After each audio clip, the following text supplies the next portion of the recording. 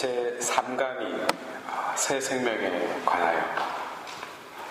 저는 성령 기도의 봉사자들을 리스펙트합니다. 그리고 깊이 신뢰합니다. 주님의 종들인 우리들이 각자의 인격과 신앙과 삶의 체험을 통하여 하느님의 은총을 전해주는 도구로 쓰이기를 깊이 갈망하고 또 그렇게 살고 있습니다. 그래서 이번 성령 세미나 때에 우리 봉사자 한 분 한 분의 가르침들이 서로 아름다운 조화를 이루어서 여러분들께 아름다운 음악 전달되기를 진심으로 바라는 마음 간절합니다. 아마 여러분들께서 짐작할 수 있듯이 저의 강의는 원론적이고 총론적인 입장에서 진행될 것입니다. 그 이유는 단순히 성령 세미나만을 위한 것이 아니라 이미 이 세상에서 멀어져 가고 있는 우리의 영원하고 유일한 희망이신 성령 그분 자체를 강조하기 위함입니다. 하여 성령 세미나 교과서의 틀 안에서 내용은 이 목적을 가지고 이렇게 조금 변경했음을 양해 바랍니다. 이 시간은 새 생명이라는 개념을 설명하고 이해해야 하는 어려움을 안고 있습니다. 예컨대 성모 마리아께서 성령으로 예수 그리스도를 잉태하셨습니다. 그래서 말씀이 사람이 되셨습니다. 육이 되었어요. 그 육이 부활했대요. 승천했대요. 그리고 다시 영으로 강림해서 우리 가운데 계신대요. 이 모든 사건들을 인간 이성으로 어떻게 받아들일 수 있습니까?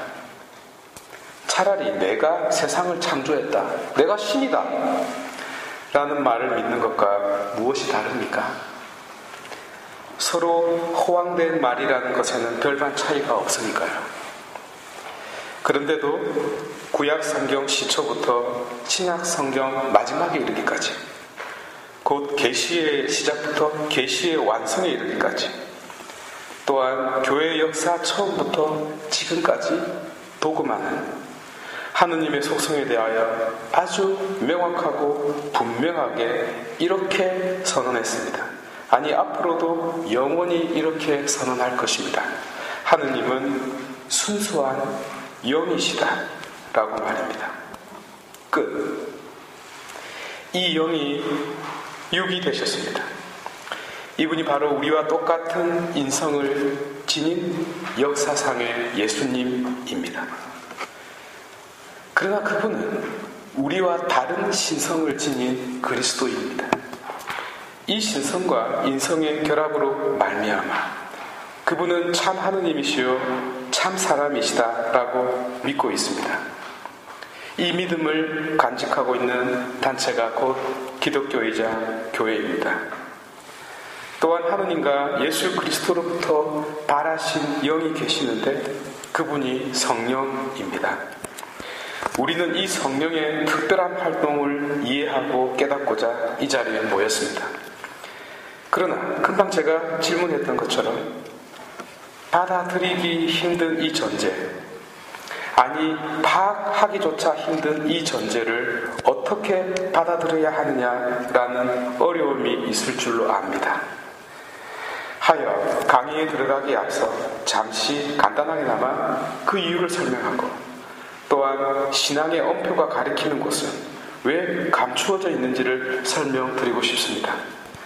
성령 세미나에 대하여 거부감을 갖는 이들이 많고, 동시에 신학적 논리를 이해하고 싶은 분들이 있기 때문입니다. 먼저 성경이 말하는 영은 설명하기가 쉽지 않습니다. 결국에는 인간의 능력을 벗어나 있기 때문입니다. 그래서 앞으로 영원히 그 설명은 쉽지 않을 것입니다. 그분은 순수한 영이시기 때문입니다. 하여 과학적인 방법으로는 확인할 수가 없습니다. 현미경으로 보아도 보이지 않고 그 어떤 장비로도 포착할 수 없습니다. 과학은 우주를 비롯한 어떤 물질을 그 대상으로 관찰하기 때문입니다. 물론 과학의 업적은 참으로 대단합니다. 우주의 시원까지, 눈에 보이지 않는 모든 것, 곧 전자기파의 파동까지도 파악하니까요. 그러나 빛조차도 물질입니다. 하지만 영은 다릅니다. 그나마 가장 가까운 것이 중력인데, 영도 한마디로 힘이라고 정의할 수 있기 때문이죠. 하지만 빛이 어떤 힘에 의해 휘어지는 현상을 보고 중력을 발견하는 그런 속성과는 다릅니다. 거룩한 영은 우리 안에 내재되어 있는 영적 능력으로 파악하는 것입니다. 칼 라너의 개념을 빌리자면 인간은 신의 암호입니다. 암호가 무엇입니까? 그것을 해독하면 본래의 의미를 알 수 있게 되는 것입니다. 그래서 인간을 풀면 신을 찾을 수 있다는 것입니다. 그렇다면 이 근거는 무엇일까요? 신과 인간의 동일성 혹은 유사성이 있기 때문입니다. 이것이 유비입니다. 공통분모예요. 내 안에도 있고 다른 사람에게도 공통적으로 있기 때문에 이성적으로 유추할 수 있는 것입니다. 인지상정이라는 것도 이런 인식 방법 중에 하나죠. 똑같은 감각 혹은 똑같은 마음을 가졌기 때문에 그와 똑같이 인식할 수 있는 것입니다. 흉악한 범죄자들의 심리를 연구했는데요. 그 사람들은 상대방의 마음을 헤아리는 능력이 없답니다. 이는 아주 중요한 점입니다. 예컨대 개나 저에게 먹을 것을 주면 아주 좋아합니다. 그 감각은 공통적으로 내재하기 때문이죠. 그러나 개한테 돈을 주면 좋아하지 않습니다. 그 가치를 인식하는 능력 자체가 없기 때문이죠. 그래서 내가 영적 존재이기 때문에 그분이 영적 존재임을 알 수 있겠네요? 그렇습니다.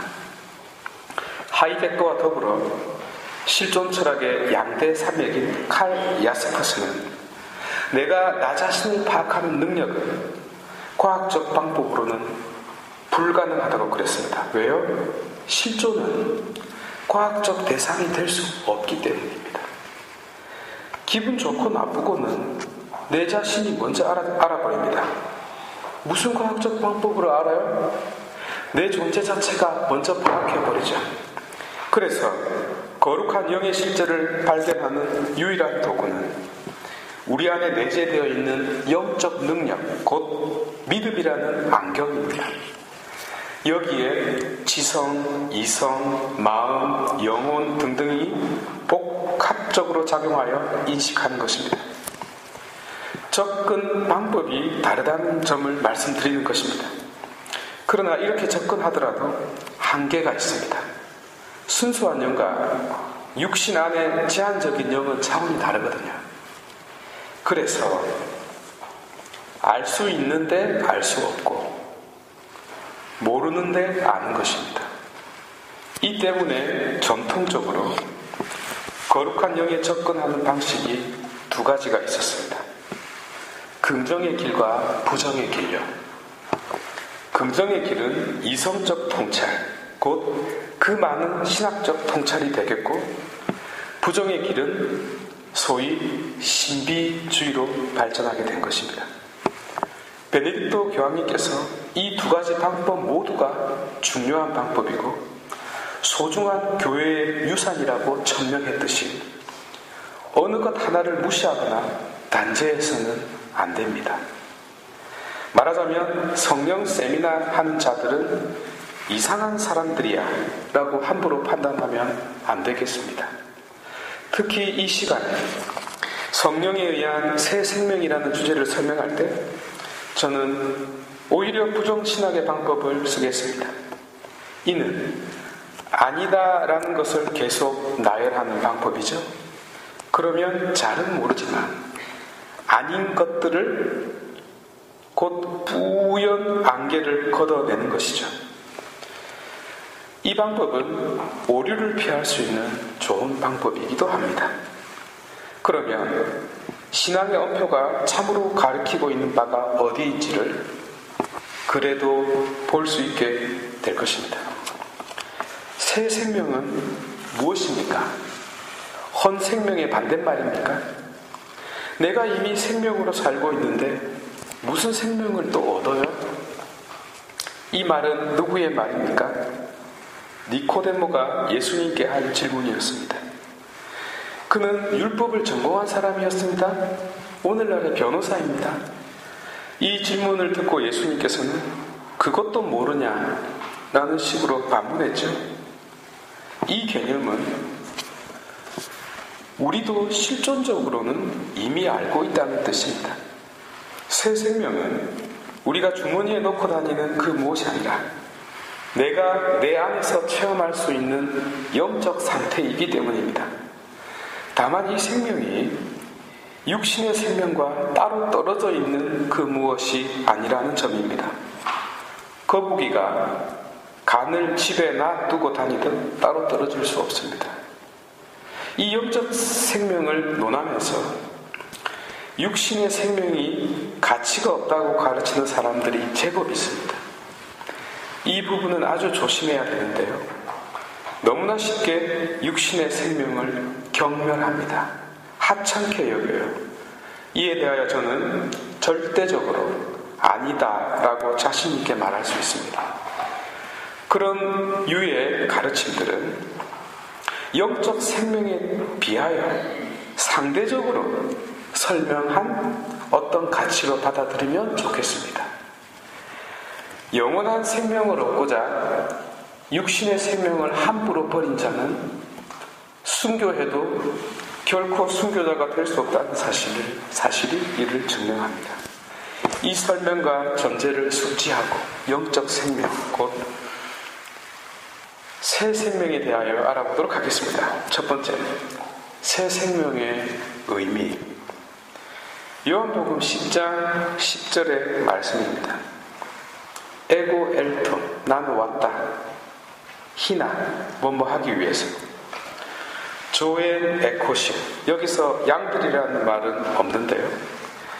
양들이 생명을 얻고 까이 페리손 에코시, 더 풍성하게 얻게 하려고 왔다.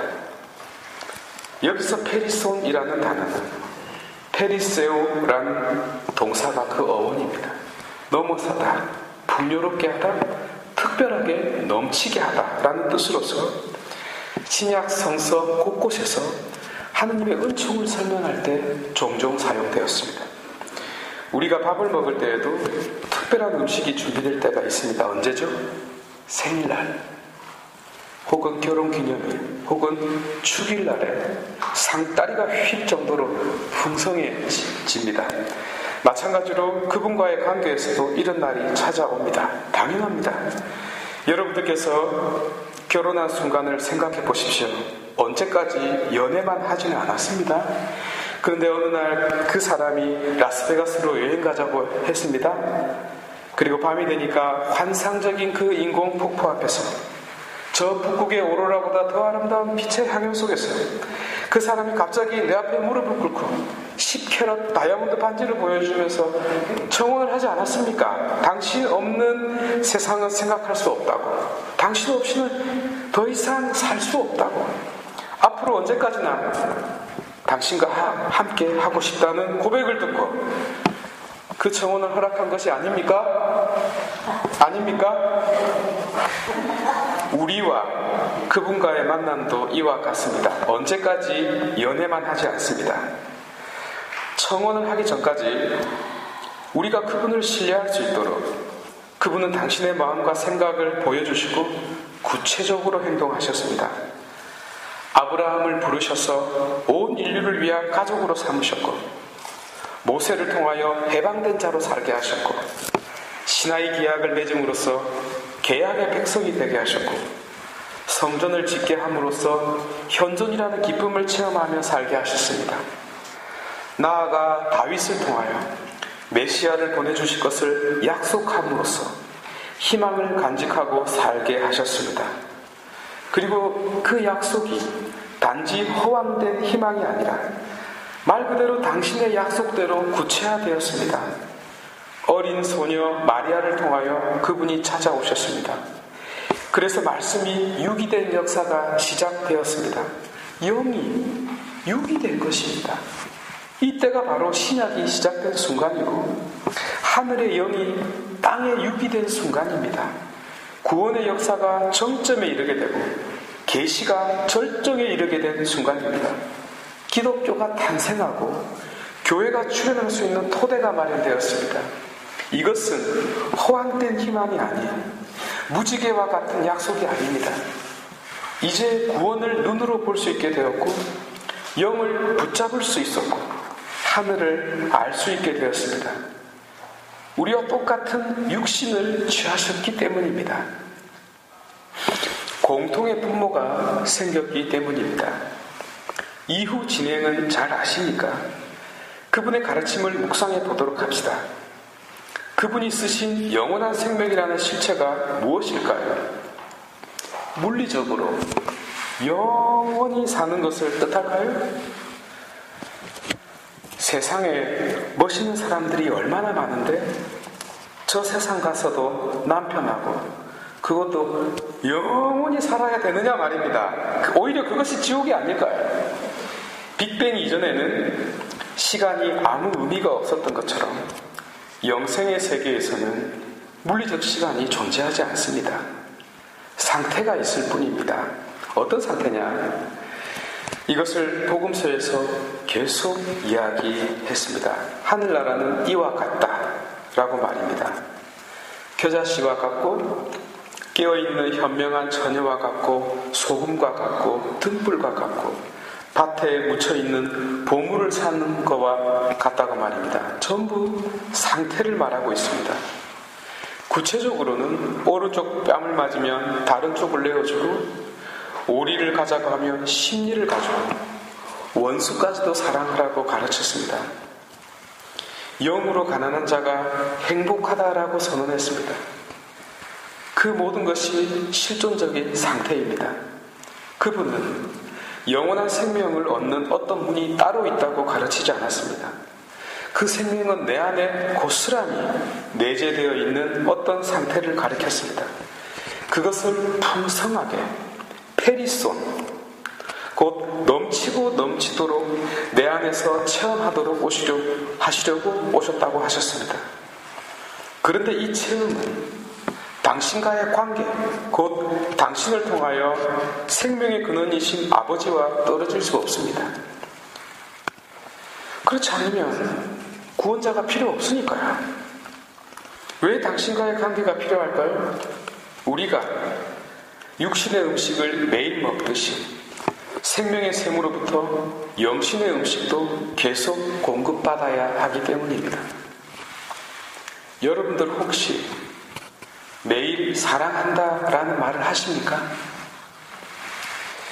경상도 남자처럼 아무 말 안 하면서 내가 너 사랑하는 건 몰라? 라는 무언의 말, 그러니까 네가 알아서 내 마음을 파악해 라고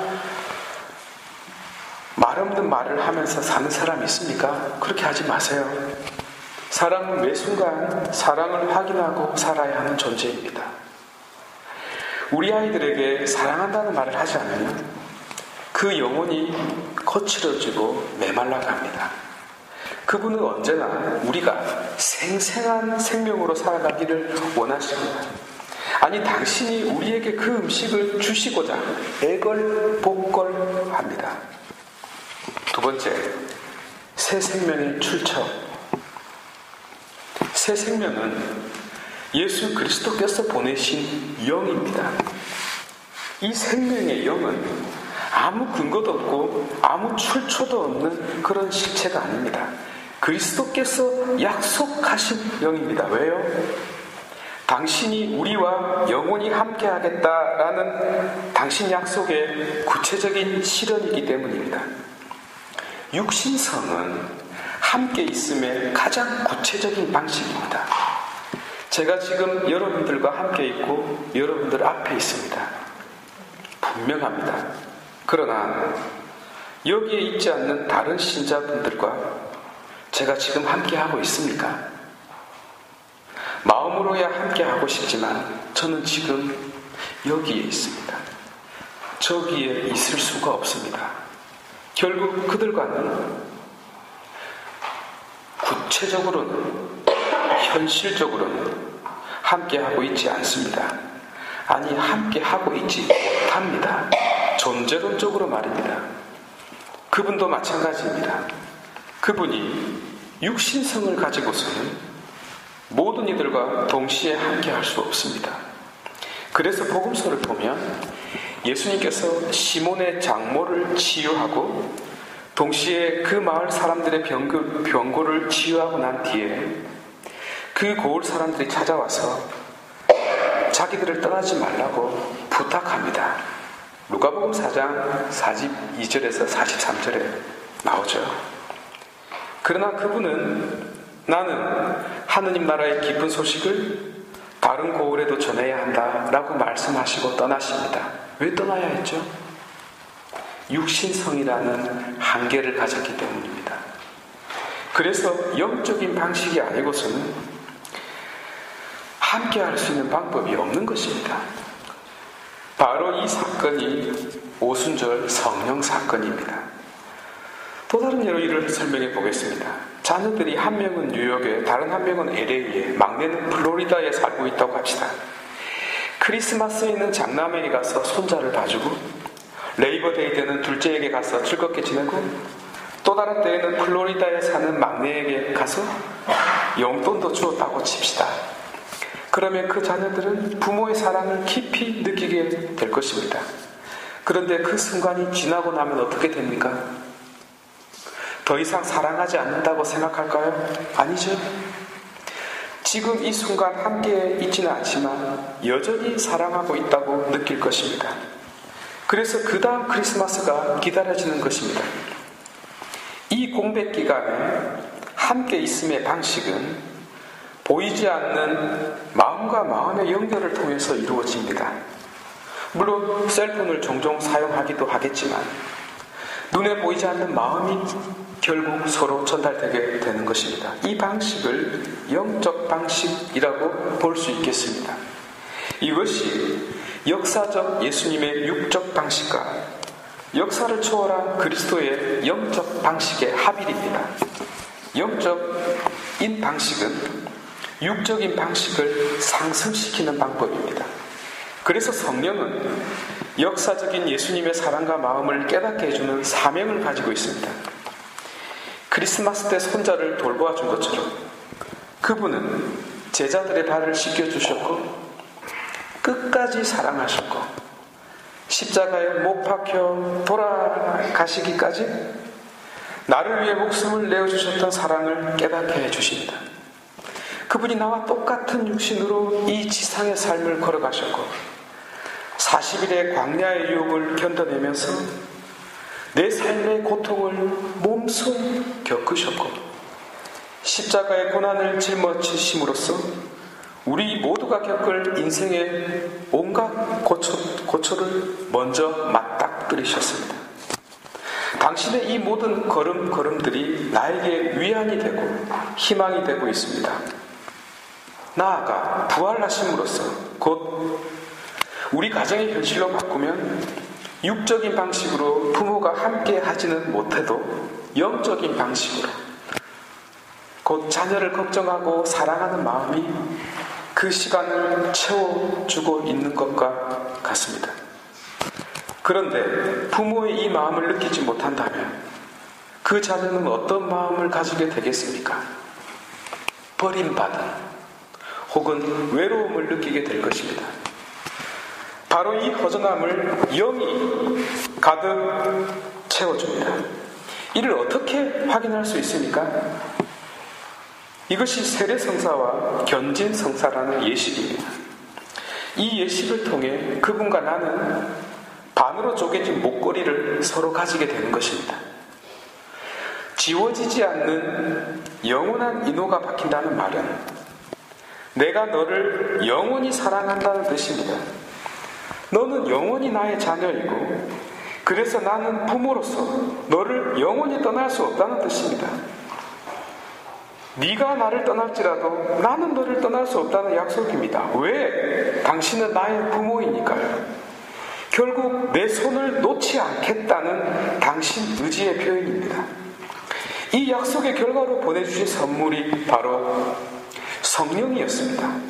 하여 성령은 이 사랑을 모르고서는, 아니 세례를 받지 않고서는 결코 알 수 없는 복음의 영이며 동시에 기독교의 영입니다. 아무리 똑똑해도 그 어떤 천재라도 이 실존적 범주에 발 들여놓지 않고서는 결코 알 수 없는 믿음의 영이 바로 성령입니다. 책 한번 소개할게요. 베르나르트 벨테의 그리스도교 안에 살고 계신 영. 이 책은 성령이 어떤 분이신가에 대한 복음적이면서도 가톨릭 교회적인 가르침이 담긴 책입니다. 누가 썼느냐도 중요하지 않겠어요? 최고 권위자가 썼어요.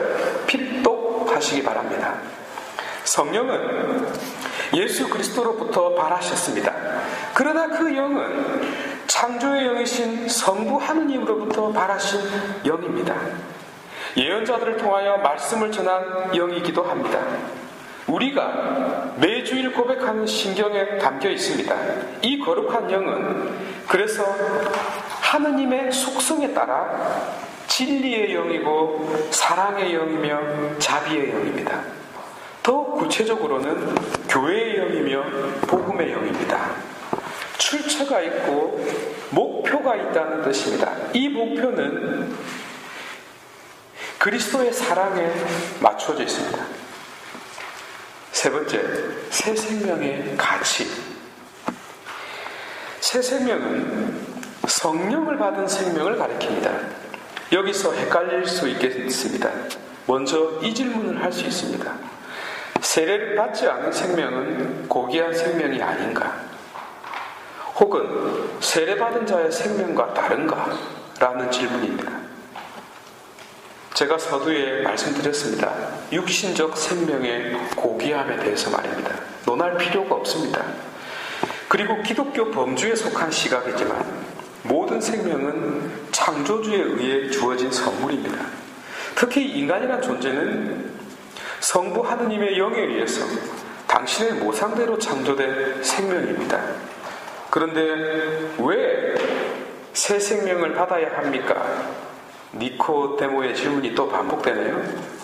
우리가 잘 알다시피 존엄한 우리 인간은 지적이고 영적인 존재로서 자유를 지닌 존재입니다.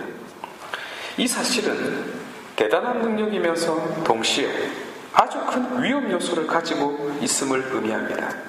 죄를 지을 수 있다는 의미이기 때문입니다. 그래서 인간의 창조는 신의 최고의 모험이라고 말하기도 하는 것이죠. 왜냐? 그를 자유로운 존재, 곧 자신을 만든 주인을 거부할 수 있는 자유가 있기 때문입니다. 그럼 당장 질문하겠죠. 그런 짓을 왜 하셨느냐라고 말입니다. 이에 대한 답은 명확합니다. 자유가 없다면 의미가 없기 때문입니다.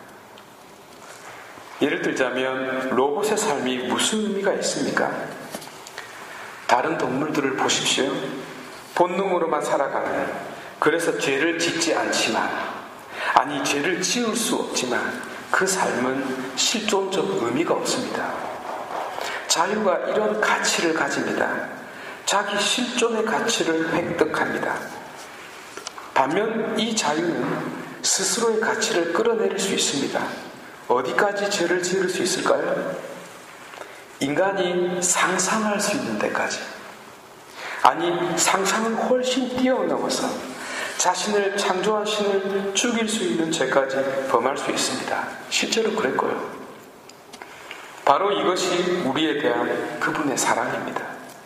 이 사랑에 의해서 이 자유를 지닌 인간은 본래의 그 자유를 남용할 수 있게 됩니다.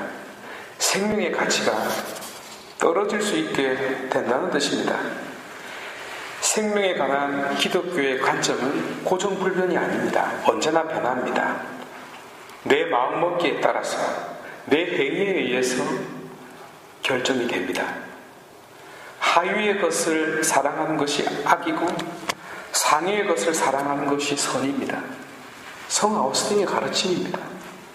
형이 하악적인 것을 사랑하면 형이 하악적인 자가 되고, 형이 상악적인 것을 사랑하면 형이 상악적인 존재가 되는 것입니다. 그런데 계속 말씀드리지만 인간의 육신의 한계 때문에, 동시에 자유의 한계 때문에 자기 존재의 가치를 유지하기가 쉽지 않습니다. 그 좋은 예가 바로 창세기에 나오는 아담과 하와의 이야기입니다. 인류 첫 조상부터 그렇게 하지 못했다는 것입니다. 우리가 위대한 교부로 칭송하는 성 아우구스틴은 이렇게 기도했습니다. 순교를 주소서, 절제를 주소서. 하지만 아직은 마소서. 얼마나 멋있고 솔직한 기도입니까? 잘했다는 것이 아니라 지금의 내 상태를 그대로 표현하고 있어 너무나 놀랍다는 뜻입니다. 바람직하지 않은 그의 이 기도가 오히려 위로가 됩니다. 무슨 말입니까? 나 또한 인간의 유한성의 굴레에서 벗어나기 힘들다는 고백입니다. 사도 바오로를 보십시오.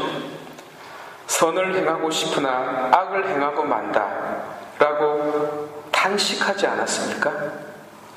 많은 성인들조차도 이 한계에서 허우적거렸습니다. 로마서 7장을 소개합니다. 말을 화려하게 하려고 쓴 글이 아닙니다. 당신이 처한 상태를 그대로 표현한 것입니다. 율법과 성령에 관한 가르침입니다. 당신은 하느님에게 속해 있고 싶었습니다.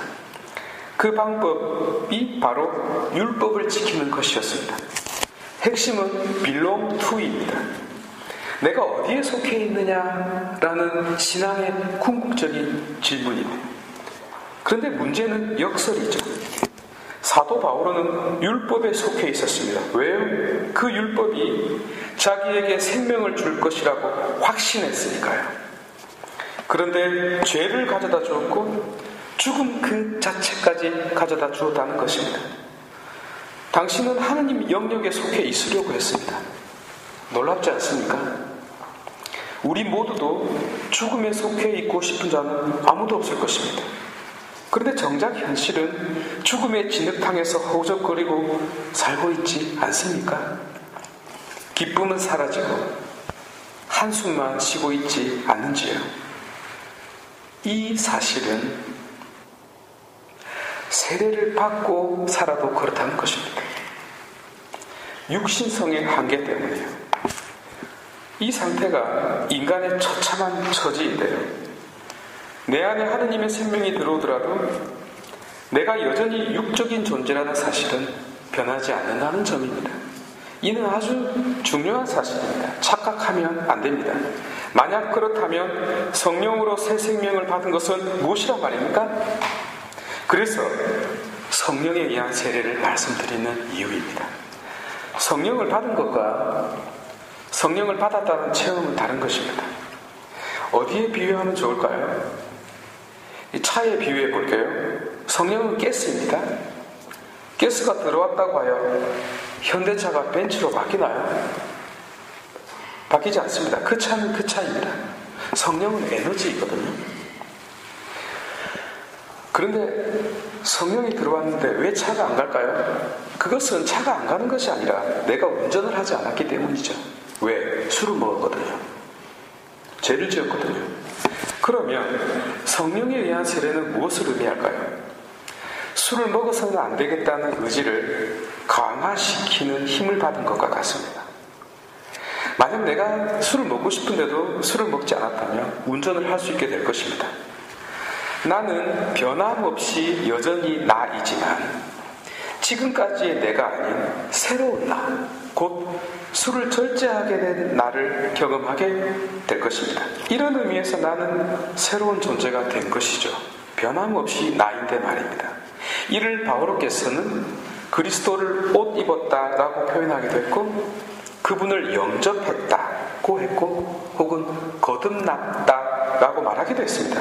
여러 가지로 표현했습니다. 핵심은 이것입니다.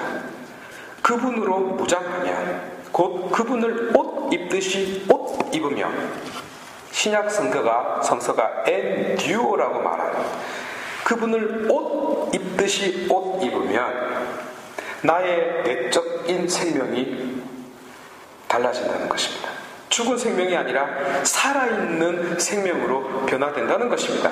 영원한 생명이 그와 함께하고 있기 때문입니다. 그리고 이 결과가 삶에서 고스란히 드러난다는 것입니다. 무엇보다 본인이 먼저 이 생명의 기쁨을 만끽한다는 것입니다. 그 누구보다 자기 자신이 이를 체험한다는 것입니다. 바로 이 기쁨이 진짜 기쁜 소식, 곧 복음이었습니다. 이들이 교회라는 건물을 지었습니다. 여러분, 엄밀하게 복음은 복음이 아닙니다. 그리스도가 복음이 아닙니다. 복음은 무엇보다도 먼저 그 소식을 전한 이들의 상태 그 자체였습니다. 그들로부터 복음이 선포되었고 교회가 생겼고 그리스도가 어떤 분이신지가 전해진 것입니다. 그리고 이 핵심에 보이지 않는 성령의 작용이 있었던 것입니다. 이것이 바로 성령 강림 사건입니다. 그래서 성령 강림 사건은 인간 생명의 가치를 최고로 드높인 사건, 곧 하느님 생명의 가치에까지 드높인 사건입니다. 인간이 그렇게 될 수 있다는 것입니다. 성령이 들어오시면, 성령과 함께하면요, 내 안에 이 영이 들어오시면 내 삶은 완전히 바뀝니다. 그리고 이렇게 바뀐 자들이 바로 그리스도인들이었습니다. 오늘날의 그리스도인들과는 아주 다릅니다. 왜요? 오늘날 그리스도인들에게는 이 영의 활력을 찾아보기 힘들기 때문입니다. 누가 우리 얼굴을 보고 그리스도를 믿고 싶겠어요? 우리에게 생명을 주시는 성령 하느님도 숨을 못 쉬는데요. 활동을 좀 하려고 하면 본당 신부님에게 허락받아야 합니다. 오늘날 박해 시대는 끝났죠? 끝났습니다. 그런데 누가 박해받아요? 생명의 원천이 박해를 받고 있습니다. 성령께서 아비뇽 유폐를 당했습니다. 그래서 교회가 죽은 것입니다. 다 죽었어요. 당연하죠. 영이 숨을 못 쉬는데요. 그리스도인들도 다 죽은 상태로 들어갔죠. 네 번째, 성령 세례. 사도 바오로께서 율법의 역설, 곧 계명을 지키려고 노력을 하고 살았는데 결국 죄와 죽음만 체험하고 산 역설을 고백했듯이 이제 우리는 세례 성사와 견진 성사를 통하여 성령을 받고 살고 있는데 변함없이 옛 인간의 삶과 다르지 않는 삶의 역설을 맞닥뜨리고 있습니다. 이는 힘이신 성령의 힘이 모자라서 그럴까요? 아니면 성령도 유통기한이 있어서일까요? 어쨌든 우리에게 내적 생명을 공급하는 성령에게 문제가 있는 것이 아닐까요? 이에 대하여 교회의 가르침은 명확합니다. No! 그러면 공급을 받은 나에게 문제가 있는 것일까요? 그렇습니다. 나에게 문제가 있습니다. 그러면 바로 이 질문을 하겠죠. 아니, 성령 자체가 이런 나를 변화시켜야 되는 거 아닙니까? 그래야 성령 아니에요? 라고 말입니다. 그렇죠? 그런데 아닙니다. 제가 예전에 강아지를 한 마리 키운 적이 있어요. 잘 때 꼭 껴안고 잤는데 꼼짝을 못한 그놈이 한숨을 푹 쉬는 겁니다. 그러다가 팔에 힘을 빼면 빠져나와서 편안하게 잤어요. 그 강아지처럼 내 안에 오신 영이 숨을 쉬지를 못합니다. 질식해버렸습니다. 아마 사도 바울께서 로마서 8장 23절에서 말한 성령의 탄식, 곧 피조물만이 아니라 성령을 첫 선물로 받은 우리 자신도 하느님의 자녀가 되는 날과 우리의 몸이 해방된 날을 기다리며 속으로 탄식하고 있습니다. 라는 그 성령의 탄식이 내 안에서 그대로 이루어지고 있는지도 모르겠습니다. 이 텍스트는 아직도 해석하기가 힘든 부분입니다. 어쨌든 제가 처음에도 말씀드렸듯이 인간의 내적 생명은 고정불변이 아닙니다. 변화무쌍합니다. 영이 오셨다? 그래서 내가 변했다? 그러면 전부 천사가 되고 모두 성인이 되어야 되죠. 그런데 그렇게 됩니까? 아니죠. 거룩한 영도 인간의 자유를 침해하지 못합니다. 만약 성령으로 인하여 내가 죄를 짓지 않는 존재가 된다면 로봇과 무엇이 다릅니까? 계속 말씀드립니다. 인간의 유한성에는 변함이 없어요. 성령 그분은 힘입니다. 어떻게 이해하면 좋을까요? 엄마가 아이를 보고 있는 것과 안 보고 있는 것은 다릅니다. 지금 여러분들께서 여기에 비정을 왔는데 애들이 공부하고 있겠습니까? 전부 컴퓨터 게임하고 있지 않을까요? 그리고 지금 남편은 뭐 할까요? 열심히 성경 읽을까요? 자기 하고 싶은 거 하겠죠. 적절한 비유는 아니지만 엄마라는 힘이 있으면 하루 종일 게임할 수가 없어요. 마찬가지로 영은 내 안에서 이 엄마같이 영향을 미칩니다. 변화시킵니다. 시키려고 해요. 단시까지 하면서 말입니다. 하여 내가 진정한 의미에서 그분을 받아들인다면 나는 정말로 변화됩니다. 정말로 내가 내 존재로서, 나의 깊은 이성으로서, 나의 깊은 마음으로부터 나에 대한 그분의 사랑을 깨닫는다면 나는 지금 이 모습으로 살 수 없습니다. 아마 지붕 위에서 외칠 것입니다. 내 안이 그분 사랑으로 벅차올라서 감당할 수 없기 때문입니다. 그런데 왜 안 될까요? 내가 그분의 숨통을 맡고 있기 때문입니다.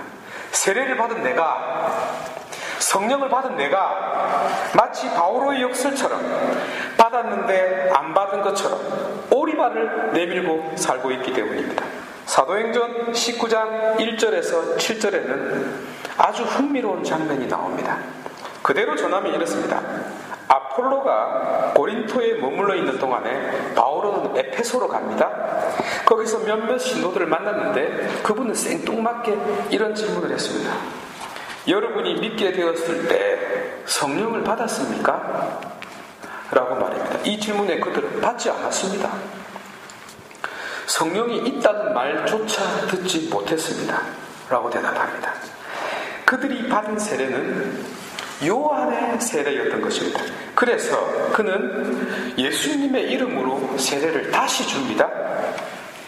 그때 손을 얹었는데 성령이 내려오셔서 그들이 신령한 언어로 예언을 하게 됩니다. 물론 여기서 바오로가 준 세례는 성부와 성자와 성령의 이름으로 세례를 준 것이 아니죠. 왜요? 성령에 관한 도구만 5세기에 가서야 확정되기 때문입니다. 그러나 실제로는 처음부터 예수님과 성령은 떨어지지 않았음을 확인할 수 있습니다. 그리고 물론 이 텍스트가 성령 세례의 근거는 아닙니다. 하지만 표징은 됩니다. 이상한 언어는 기도의 선물이자 하느님의 은사이기 때문입니다. 말하자면 성령 세례의 본질적인 요소는 아니지만 그것은 성령 세례의 또 하나의 본질적인 요소로서 받을수록 좋다는 것입니다. 따라서 받지 못했다 하여 성령 세례라는 선물을 받지 못한 것은 아니라는 말입니다. 그래서 처음에도 성령의 현존과 성령의 능력을 체험하는 것은 별개라고 말씀드렸던 것입니다. 제가 이것을 체험한 자가 아니기 때문에 더 이상 깊이 말씀드릴 수는 없습니다. 다만 베네딕토 교황님께서 쓰신 어떤 글을 보면서 설명하고 싶네요. 어떤 수도자가 여행을 하면서 기도하는 모임에 참석을 했어요. 그런데 기도책을 보고 기도하지 않겠어요? 사람들이 힘드니까 그냥 빨리빨리 읽어 지나가는 겁니다.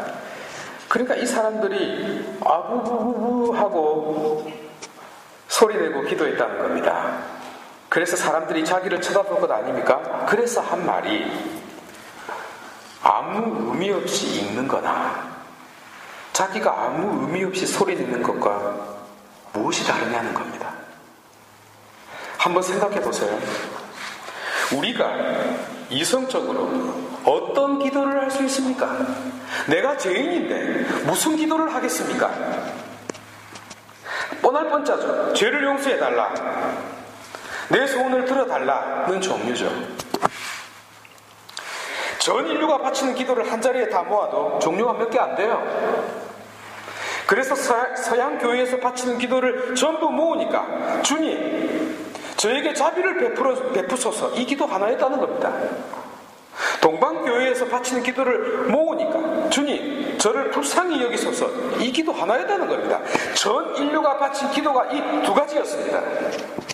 그래서 전례문에 이 두 기도가 참회문에 들어가 있는 것입니다.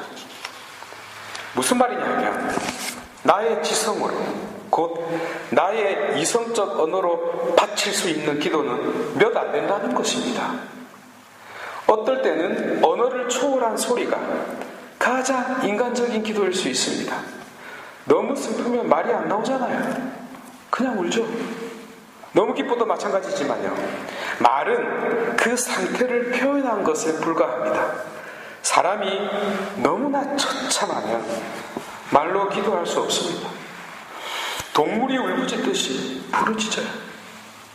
저는 그런 분들 많이 봤습니다. 너무나 인생이 처참해서 울부짖는 것 외에 할 수 있는 게 없는 거예요. 이상한 언어가 그렇다는 것이 아니고 그렇게라도 표현하는 것이 가장 실존적인 기도일 수 있는 것입니다. 물론 시편 기도는 아주 훌륭한 염경 기도입니다. 염경 기도가 무엇입니까? 글을 보고 소리내서 기도하는 것이죠. 성무일도의 시편은 인간 삶의 모든 것이 담아가 있습니다. 고통, 괴로움, 죄, 자비, 은총, 사랑, 죽음, 어둠, 절망, 희망, 기쁨, 그 모든 것이 다 들어가 있기 때문에 이 기도를 바치는 자도 자신의 인생을 투사하게 되죠. 그래서 이 기도를 무시하는 것이 아닙니다. 그것은 그것이고 이것은 이것이라는 것입니다. 그걸로 할 수 없는 것들이 있기 때문이죠. 성령께서 역사할 때 어떻게 감히 인간의 짧은 언어로 표현한단 말입니까? 못합니다. 그것은 표현이 아닙니다. 성령 강림 때 이 현상이 일어났습니다. 감히 인간이 담을 수 없는 은총, 그 은총이 사람들 안에 빛처럼 쏟아졌을 때 감당할 수 없는 그 선물을 담을 수 있는 그릇은 우리 자신에게서 비롯되지 않는다는 것, 아니 비롯될 수 없다는 표징이 바로 신령한 언어였습니다. 만약 인간의 언어로 담아낼 수 있었다면 그 현상이 성령의 은사였는지 알 수 없었을 것입니다. 성경에 기록되지도 않았을 것이고요. 어쨌든 이 성령 강림 사건 이후에 엄밀한 의미에서 교회가 탄생했습니다. 좁은 의미에서 그리스도인이 탄생했습니다. 명료한 의미에서 기쁜 소식, 곧 복음이 선포되기 시작했습니다. 이 형언할 수 없는 기쁨이 인생의 모든 슬픔을 다 껴안았습니다. 이 기쁨이 십자가의 고통을 껴안았어요. 죽음도 껴안았어요. 죽음을 무서워하지 않았다는 뜻이 아니라 그것조차 껴안을 수 있는 삶의 방식을 영으로부터 터득했다는 것입니다. 이것이 믿음이었고 엄격한 의미에서 성령 안에서의 삶이었습니다. 이제 그 무엇도 그들의 앞길을 막는 두려움이라 존재하지 않았습니다. 감추어져 있던 마그마가 폭발하듯이 그들 안에 있는 진짜 생명이 터져 나와 버렸기 때문입니다. 그러면 처음에도 질문했듯이 세례성사와 견진성사 때 받은 성령의 선물과 성령 세례가 다른 것입니까? 제가 이 이야기를 해드릴게요. 교회 역사에서 가장 중요한 것은 초창기 역사입니다. 이 역사의 핵심에는 사도들이 있어요. 아주 중요합니다. 예수 그리스도와 직결되기 때문입니다. 이 사도들을 변화시킨 분이 바로 성령입니다. 바오로는 예수님을 만난 적이 없어요. 모든 것은 영이 이끄신 결과였습니다. 성령 강림 때 교회가 탄생했다고 하지 않습니까? 그래서 질문해 볼게요. 교계 제도가 먼저 생겼을까요? 영적 은사자가 먼저 생겼을까요? 맞습니다. 영적 은사자가 먼저였습니다. 제도가 먼저 생긴 것이 아닙니다. 그래서 초창기 교회 때 영적 은사자들과 교계 제도가 병립했습니다. 그리고 결국 싸우게 되었겠죠. 누가 이겼을까요? 영이 이겼습니다. 그래서 교회가 탄생할 수 있었다니까요. 그런데 이 영적 은사자들도 문제가 조금 있긴 있었습니다. 이제 신학이 정립되고 박해도 끝나고 교회의 내분도 해결되었습니다. 그리고 다시 붙었겠죠? 다시 붙었습니다. 누가 이겼을까요? 교계 제도가 승리합니다.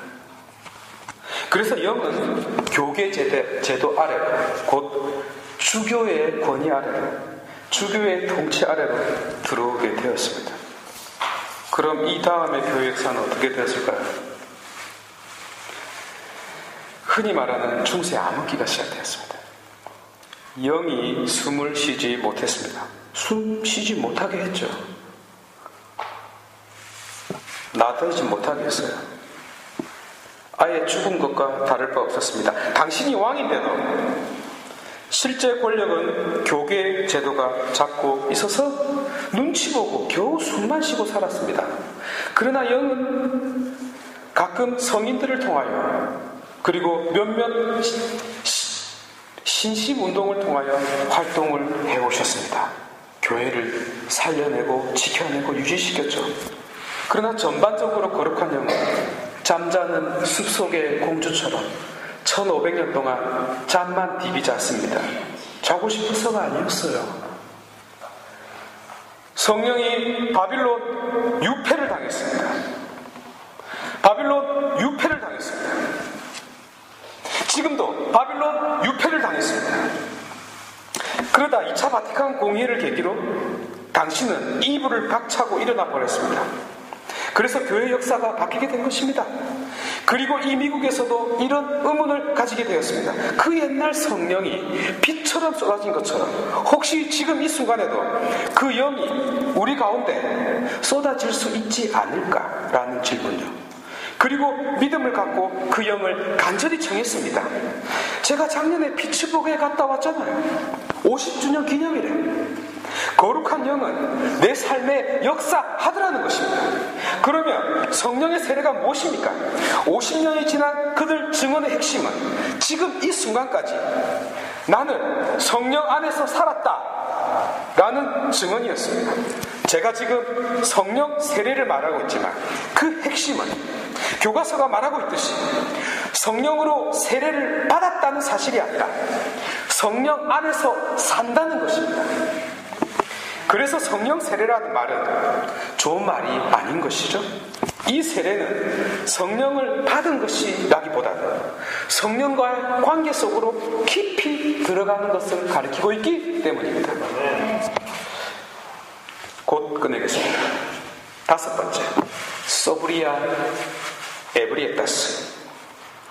초창기 교회 때에 그리스도인들에 대한 이야기가 제법 있습니다. 그런데 흥미롭게도 그 정의는 우리는 이런 자들이다 라고 스스로 정의하지 않았습니다.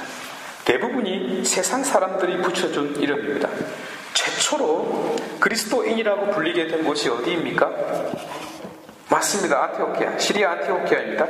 스스로 이름 지은 것이 아닙니다. 마찬가지로 그중 하나가 소브리아 에브리에타스라는 이름입니다. 따라해 보시기 바랍니다. 소브리아 에브리에타스. 소브리아 에브리에타스. 전자는 술에 취한이라는 뜻이고 후자는 술에 취하지 않은 이라는 뜻입니다. 서로 반대되는 말을 갖다 붙여놨어요. 이 별명도 세상 사람들이 붙여준 이름입니다. 무슨 뜻일까요?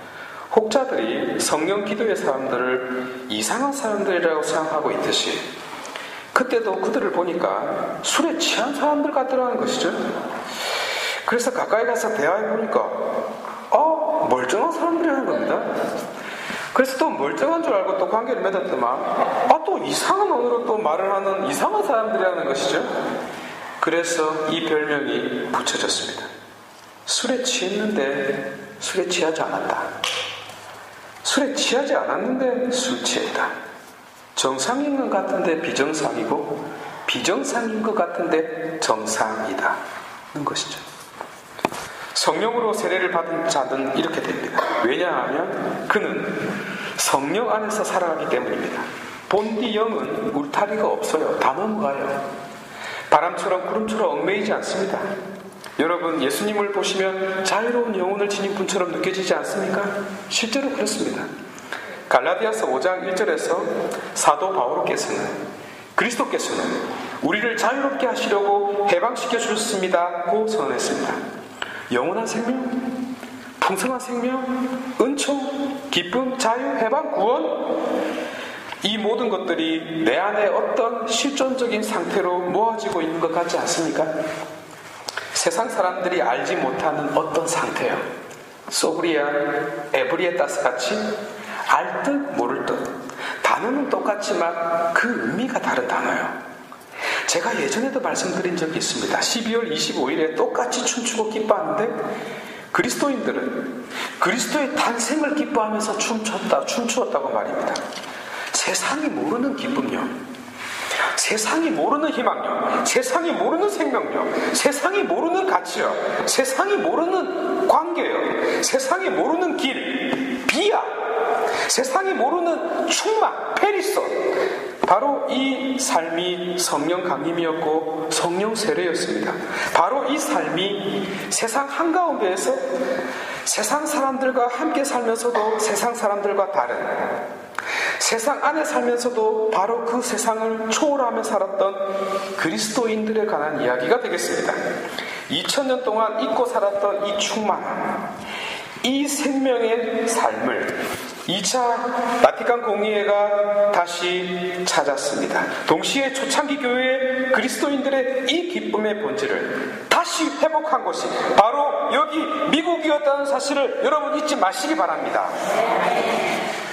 제가 마지막 7강의 변화의 때에 성령의 은사에 관한 부분을 간단하게나마 신학적 원리로 설명하겠습니다만, 여러분들이 받은 책자 끝에 성령의 은사에 관한 내용들이 나오니 그래도 천천히 좀 읽고 이렇게 묵상해 주시면 매우 감사하겠습니다. 마지막으로 나오면서 한 소녀가 성장하여 결혼을 했습니다.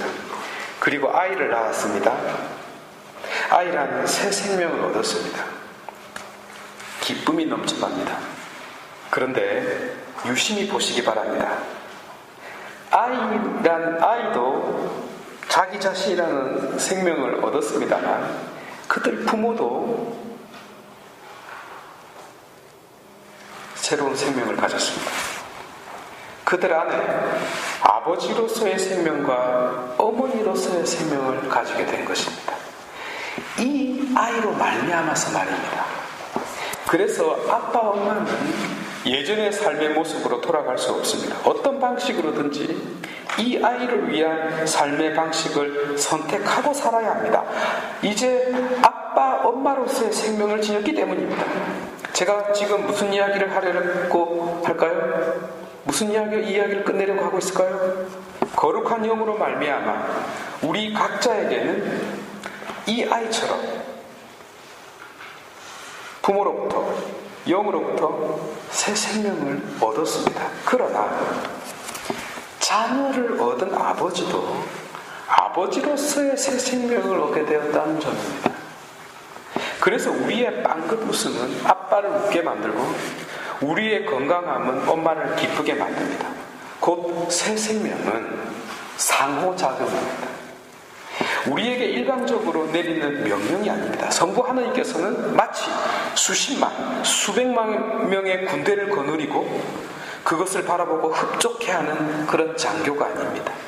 오히려 우리 자신들로 말미암아 자기 자신을 더욱 돌보는 자, 곧 어떻게 하면 당신의 이쁜 자녀들을 더 잘 키울 수 있을까라는 생각으로 하루 종일을 보내는 분이십니다.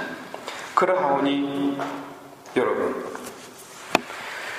우리에게 새 생명을 주신 그분께서 또한 우리의 이 새 생명과 함께 하시고 지켜주시고 인도하시기 위하여 당신도 아버지로서의 새로운 삶을, 새로운 생명의 길을 걷고 있다는 것, 그것을 잊지 마시고, 그래서 상호작용 아래 속에서 내 삶도 얼마든지 그분을 기쁘게 할 수 있음을 잊지 마시기 바랍니다. 우리에게 끊임없이 좋은 것을 주시는 하느님 아버지를, 성령 하느님을 찬미합시다.